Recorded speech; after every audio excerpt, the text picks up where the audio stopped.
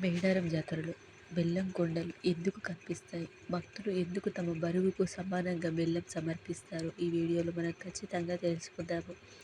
బెల్లం కొండలు కొండలుగా ఎందుకు కనిపిస్తున్నాయి? ఈ బెల్లం నిజంగా బంగారమేనా? బంగారం అంటే బెల్లమేనా? ఈరోజు ఈ రహస్యాన్ని తెలుసుకుందాం. మేడారంలో బెల్లం ఎందుకు సమర్పిస్తారు? అసలు కథ ఇదే. మనం ఖచ్చితంగా తెలుసుకోవాలి. మన వీడియోను తప్పకుండా లైక్ చేయండి, షేర్ చేయండి, సబ్స్క్రైబ్ చేయండి.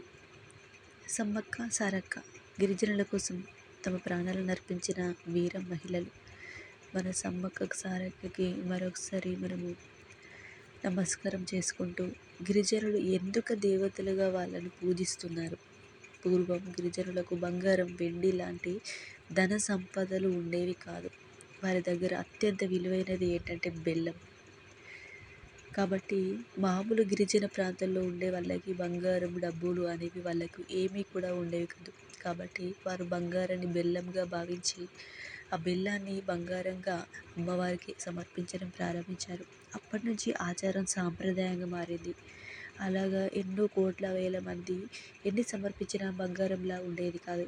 అంటే బెల్లం సమర్పిస్తేనే భక్తులు ఎంతో మొక్కు పెట్టుకుంటారు. అమ్మవారు మా కోరిక తీర్చితే మా బరువుకు సమానంగా బెల్లం సమర్పిస్తామని. నిజమే కదండి. బెల్లం అనేది మన సమ్మక్క సారక్కకు అంటే గిరిజనులు వాళ్ళ ఉన్న వాటితోనే దేవతలకు సమర్పణ చేస్తారు. కాబట్టి కోరిక నెరవేరిన తర్వాత కుటుంబంతో కలిసి మేడారం వచ్చి బెల్లం అర్పిస్తారు. ఇది ఒక సాంప్రదాయం కాదు, ఇది ఒక దేవతలో నమ్మకం. మన కోరిక నెరవేరుతుందనే నమ్మకం. బెల్లం అంటే తీపి, జీవితం తీపిగా ఉండాలి, అమ్మవారి ఆశీర్వాదం, కష్టాలు తొలగాలి అనే భావంతో కూడా ఈ సమర్పణ చేస్తారు. ఇలా బెల్లంతో మొదలవుతుంది మన జీవితం, తీపి రాగాలతో. జాతర సమయంలో అక్కడ బెల్లం గుట్టలు గుట్టలుగా కనిపిస్తాయి. ఈ దృశ్యం చూస్తే భక్తి ఎంత గొప్పదో అర్థమవుతుంది. మన సమ్మక్క సారక్క అంటే మనకి ఎంత భక్తి ఉందో కూడా మనకు అర్థమవుతుంది. అలాగే ఈ వీడియో కూడా స్కిప్ చేయకుండా మొత్తం కూడా చూడండి.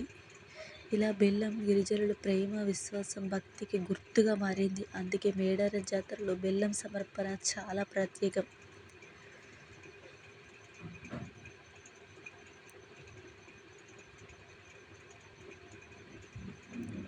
అలాగే ఇలాంటి మరిన్ని సమ్మక్క సారక్క కథలు తెలుసుకోవాలంటే మా ఛానల్ని సబ్స్క్రైబ్ చేసి వీడియోకు లైక్ చేయండి.